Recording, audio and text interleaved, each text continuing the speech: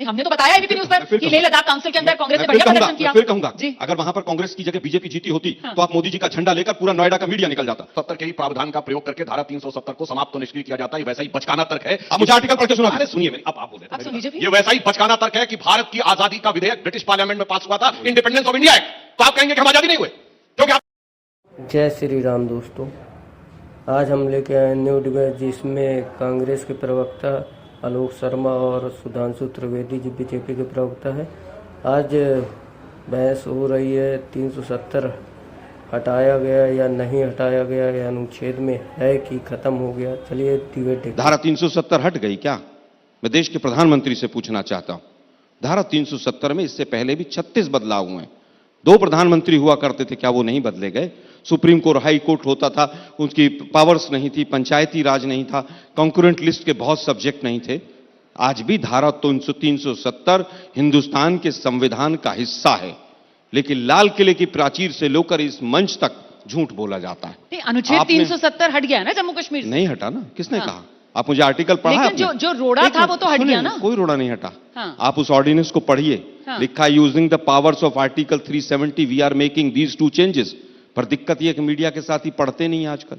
Ordinance पढ़ा है आपने वो 6 अगस्त वाला? सर आपने कश्मीर को देखा है? मैं वापस आ रहा हूं। 370 हटने के बाद से आपने अब आप मुद्दे देखिए। ठीक है। अब आप मुद्दे को आपको अच्छा, अगर ठीक है, उनका वो पक्ष टेक्निकल रखना है जवाब तो आप उनको पक्ष आप रख लीजिए, मैं चुप हो जाता हूं। नहीं, आप अपनी बात मैं रखिए। वास्तविकता देश को बता रहा हूं। अगर आपके पास कोई कागज है कि धारा 370 हिंदुस्तान के संविधान का हिस्सा नहीं है तो मैं बैठा हूं चुपचाप। आर्टिकल अनुच्छेद 370 मैं कह रहा हूं अनुच्छेद 370 अब हिंदुस्तान के संविधान का हिस्सा नहीं है।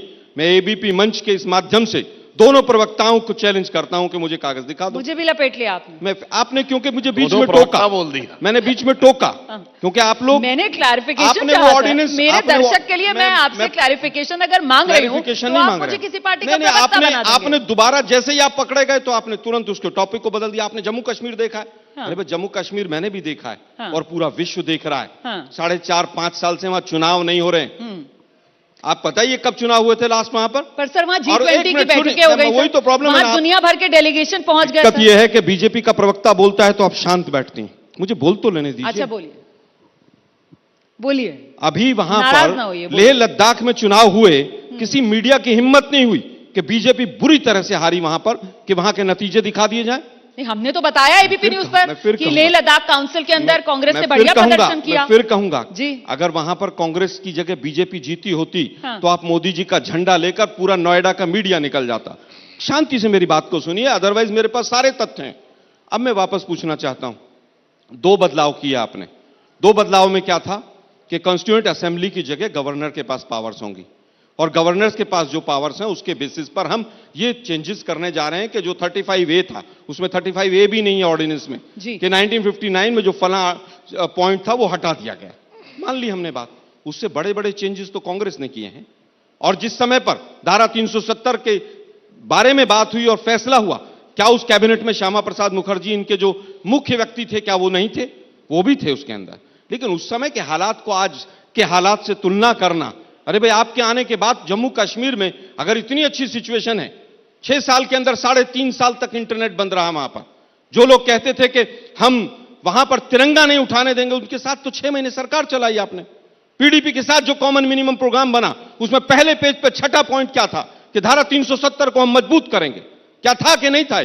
केवल रोटियां सेकने से देश नहीं चलता है। सुधांशु अब जी, बिल्कुल टेक्निकल अनुच्छेद जवाब 370 पर क्या देश को भ्रमित कर रही है मोदी सरकार? देखिए, धारा 370 के ही प्रावधान का प्रयोग करके धारा 370 को समाप्त तो निष्क्रिय किया जाता है। ये वैसा ही बचकाना तर्क है। अब मुझे आर्टिकल पढ़ के सुना दीजिए। अरे सुनिए मेरी, अब आप बोल रहे थे, आप सुन लीजिए प्लीज। ये वैसा ही बचकाना तर्क है कि भारत की आजादी का विधेयक ब्रिटिश पार्लियामेंट में पास हुआ था, इंडिपेंडेंस ऑफ इंडिया एक्ट।